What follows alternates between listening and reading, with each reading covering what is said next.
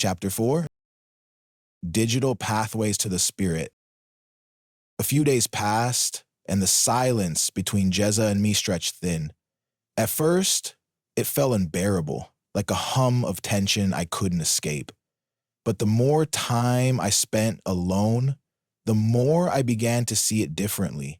Not as isolation, but as something deliberate, like the universe had created this space for a reason. If we had talked, maybe I wouldn't have noticed the strange coincidences around me. It started with the clock. I was staring at it absent-mindedly while scrolling through forums, my mind heavy with questions I couldn't answer. The time flickered 4:44 p.m., another repeating number. It wasn't the first time, and by now I'd stopped believing it was just a coincidence. For days, numbers had been following me, appearing in the most mundane places. They were on receipts, license plates, and even my phone, but seeing it now felt different and more urgent. I pushed back from my desk and walked toward the clock. There was nothing unusual about it, just a cheap plastic timepiece I'd had for years, yet as I reached out to touch it, I heard the faintest hum, like a vibration just outside the range of hearing. My fingers brushed the clock's face and the noise abruptly stopped. I turned it over, inspecting it for anything odd. Nothing. Still, I couldn't shake the feeling that it meant something. A sudden movement caught my eye through the window. Across the street, a woman stood motionless, her face framed by curly blonde hair, her dress flowing gently around her though no wind stirred. She turned slightly, as though sensing my gaze, then moved underneath the flickering streetlight.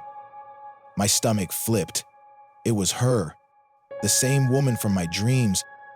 Without thinking, I grabbed my jacket and rushed outside. The wind chill bit at my face as I crossed the road. The streetlight above flickered erratically as I stepped forward, but the woman was already gone. My eyes darted around the quiet street, scanning for her, but all I saw were shadows stretching into the evening. The cold air nipped my skin as I vaped, the vapor swirling before vanishing. The street was silent except for distant traffic. The cold was bone-piercing, and the overcast made the evening seem like night. The streetlight flickered, then went out, plunging me into darkness. A cold wave of dread washed over me. For a split second, I could have sworn I saw something, a shadow flitting just beyond the light's reach. My heart thudded in my chest as I strained my eyes, but the shadow was gone. Then, cutting through the silence, a disembodied voice murmured, "I see you." My steps quickened as I left the streetlight behind. I tried to stay calm, glancing back over my shoulder but seeing only shadows. I turned onto the sidewalk that led toward my driveway, and still, the feeling of being watched lingered. I didn't slow down until I was safely inside, locking the door. I needed to find out what was happening to me. I didn't feel like I had any choice. Sitting at my computer, I first typed, "Why am I seeing repeating numbers?" But then I paused. My thoughts wandered to a darker place, wondering if these numbers were tied to something beyond the physical world. The idea sent a chill through me, but I couldn't look away from the thought. What if this was the universe or something else entirely trying to speak to me? My thoughts turned to Max in his final moments. Jezza called it God's will, but to me it felt cruel. Was his love destined to vanish, leaving nothing behind? If so, what was the point of anything? If Max's warmth and goodness could simply disappear, what did that mean for me? My hands lingered on the keyboard. Driven by a need I didn't fully understand, I typed into the search bar, "What happens after we die?" The internet offered endless possibilities, some credible, others absurd. I found myself diving into forums where usernames like Mystic Seeker 42 and Soul Wander X shared tales of reincarnation, near-death experiences, and the residual energy of souls. The more I read, the more desperate I became for answers, even in the midst of my skepticism. One thread caught my eye: my journey through lucid dreams. The author described consciously exploring dreams, using them as a portal to deeper truths. The idea resonated with me, awakening a childhood memory of vivid dreams. "Hey." Geza's voice cut through my focus. I glanced up to see her standing there, a bowl of popcorn in hand, a hopeful smile playing on her lips. "I set up the living room, want to watch a movie just like old times." Unbeknownst to me, she was ready to share our bedroom again and had gone all out. She'd spent the entire afternoon putting together a cozy evening for us. The snacks, my favorites, no less, were laid out just so, and she'd even dug up that old movie we used to love, The dim lighting and the atmosphere were all designed to remind us of better days, back when things felt simpler. And there I was, sitting at my computer desk, completely absorbed in an article on lucid dreaming. I couldn't tear my eyes away. The concept fascinated me, and my fingers kept scrolling, diving deeper into the text. My mind was locked in a different realm entirely. "Oh, that's great, thanks," I said, barely looking at her before my gaze dropped back to the screen. She took a step closer, her voice softer but insistent. Kris, come on. It's just one evening. Can't you take a break and watch it with me? I sighed, still not looking up. "I really can't right now. I'm in the middle of something." Out of the corner of my eye, I saw her pause. She didn't move right away, and I could feel the weight of her presence even as I pretended to stay engrossed. I didn't think I'd need to compete with a blog post about sleep science. I chuckled, trying to diffuse the moment. "It's not just a blog, it's research." That was the wrong thing to say. She placed the popcorn on the counter with a sharp clatter, her face falling in a way that sent a pang of guilt through me. Researching how to ignore me, apparently. He muttered, just loud enough for me to hear. I looked up, finally registering her frustration. "What? I'm not ignoring you." Could have fooled me. She shot back, her tone cutting. Forget it, Kris. Enjoy your research. Before I could say anything else, she turned and left. I sat there, the popcorn untouched on the counter. From the living room, the faint sound of the movie played, but the room was empty, and I couldn't shake the feeling that I'd made the wrong choice.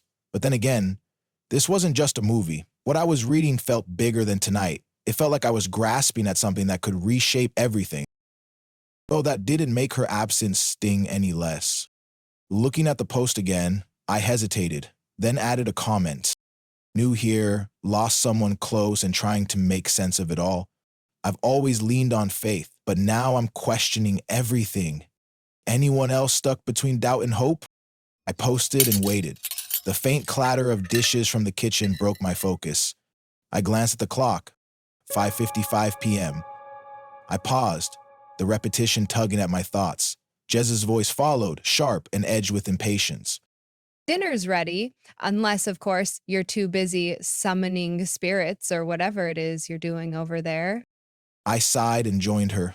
She muttered something under her breath as I entered the kitchen. Maybe the spirits can teach you how to do dishes. She said, still annoyed. "Funny," I replied, forcing a smile.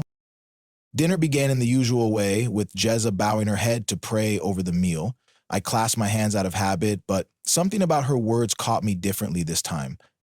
Her voice, steady and sincere, filled the room as she thanked God for providing, for guiding us, and for bringing peace even in times of grief. I opened my eyes and looked at her. A minor rebellion against the habit of prayer. I never opened my eyes during grace, but this time I did, and I watched her, really watched her. Her closed eyes and the slight tremble in her voice when she mentioned Max. It was like seeing her faith for the first time, not as a set of words, but as something alive, something she needed. I didn't feel the same connection she did. I couldn't, not anymore. But for a moment, I envied it. The certainty, the quiet belief that someone was listening, even if I couldn't believe it myself. After dinner, I returned to my desk. A notification appeared. Astral Traveler 86 replied to your comment. I clicked on it. "Welcome, Kris. Many have been where you are. Lucid dreaming isn't just dreaming, it's a journey for the Onairnaut. You're not losing faith, you're transforming it. Start small and pay attention to the patterns. The answers are waiting for you." I replied, "What's an Oneironaut?" Someone who navigates the dream world. Someone who ventures beyond sleep into realms others only glimpse in their deepest rest. It's about awareness, intention, and letting go of the fear of the unknown. Curiosity bubbled up. "So it's consciously exploring dreams?" My eyes lit up as I nodded. "I used to do that as a kid. I didn't know it had a name." "Yes," he wrote, "but it's more. It's stepping into a space where thoughts shape reality. As an Oneironaut, you become both traveler and creator. Explore and you'll understand your soul." I hesitated before typing back. "Sounds incredible, but also kind of terrifying. How do I even begin?" Act with clear intention. Meditate daily to focus your mind. Record your dreams meticulously in a journal. Keep practicing, and when the time feels right, enter your dreams with purpose. curious and eager for more, I clicked the link Astral Traveler 86 had shared, Lucidology 101. The page explained counting your fingers during the day for reality checks to see if you're dreaming, writing and keeping dream journals to strengthen your dream recall, and binaural beats, which intrigued me most, audio frequencies designed to synchronize the brain to different states of consciousness. That night, I started keeping a dream journal. Days passed by, and slowly, my dreams, usually fragmented, became vivid. A forest, a shadowy figure, the sense of being chased. I scribbled every detail, piecing together fragments of a puzzle I couldn't yet see. The memories didn't come right away. They surfaced later in the day, while brushing my teeth or having breakfast. That too improved when I noticed recalling right after waking up. The forum buzzed with new replies. "You've taken your first step," one read. "Don't stop now." One comment mentioned meditation as a tool for clarity. I clicked on it, feeling a spark of hope, and dug deeper. My fingers hovered over the keyboard. Then I found it. A channel on YouTube called actualized.org. The host, Leo, spoke with a calm intensity that drew me in immediately. "The Buddhists," Leo began, "think of the mind as a drunk monkey that's been stung by a bee. This is its natural state, chaotic, restless, and reactive. Meditation isn't about fixing the monkey or silencing it. It's about calming it." I leaned closer, captivated by his words. He continued, explaining how the mind clings to thoughts, jumping from one to the next and never still. "Picture your thoughts as clouds," he said, "and your mind as the anchor. The purpose of meditation is to let go of those clouds and allow them to drift away." His honesty struck me, and he added, "The mind will always be that drunk monkey stung by a bee, but through meditation, you can start to calm it. And the more you practice, the longer those moments of calm will last." I sat back, processing his words. It sounded simple, letting go of thoughts, watching them pass without attachment, but I knew it would be harder than it seemed. Still, there was something about the way Leo spoke that made me want to try. The idea of finding even a brief moment of calm amidst the chaos felt necessary, like something I couldn't afford to ignore. I decided to give it a shot. If meditation could quiet the noise in my head, maybe it could help me remember my dreams. I dimmed the lights, closed my eyes, and allowed the hum of the binaural beats to fill the room. My breath steadied, and for the first time, the chaotic swirl of thoughts in my mind didn't immediately break through. It felt strangely familiar, like something I had known before. A forgotten part of me I was just now remembering. Each time my mind wandered, I gently brought it back to the present, to the rhythm of my breath. I began to feel a sense of control, not over the chaos, but over my response to it. The drunk monkey was still there, but its movements had become less violent. I wasn't just calming it, I was strengthening myself. I became comfortable with my new routine when something happened one night. I was pulled into a nightmare, running through a dense forest under pale, eerie moonlight. The world around me was washed in shades of blue and gray, branches clawing at my skin as I pushed forward. The sound of heavy footsteps thundered through the underbrush, growing closer. I wasn't alone. I could hear others running too, but no matter how hard I searched, I couldn't see them. The ground trembled beneath me, a low guttural growl shaking the earth, followed by rhythmic thumping. I stumbled over roots, struggling to keep my footing. Whatever was behind me, I couldn't outrun it. And then I saw her. In the distance, her silhouette emerged, framed by the moonlight. Long, curly hair swayed, though no breeze stirred. She didn't move, but her presence froze me in place. "Who are you?" I whispered. She raised her hand, pointing towards something beyond my understanding. I turned to follow her gesture and saw the sky above torn apart by the flaming wreckage of a plane. The roar of its descent drowned out every sound as it crashed into the distant forest, engulfing the trees in a fiery explosion. The ground shook violently, cracks spreading like veins across the earth. Within moments, the terrain transformed into an endless, desolate desert. The once lush forest withered, trees crumbling into ash as the air grew arid and dry. The dream began to collapse, dissolving into darkness. I woke suddenly, my breath catching as remnants of the dream clung. There was a feeling at the edge of my awareness tempting me to fall back asleep and delve deeper. It wasn't fear that anchored me to the moment. It was the pull of something profound, an understanding that this was just the beginning. Whatever answers I sought lay ahead, demanding more courage than I had ever known. In the soft glow of my desk lamp, I traced my fingers over the edges of my dream journal. Its page is now filled with fragmented but vivid entries. I sat upright, resolve hardening within me. I would reclaim my long-lost ability of lucid dreaming.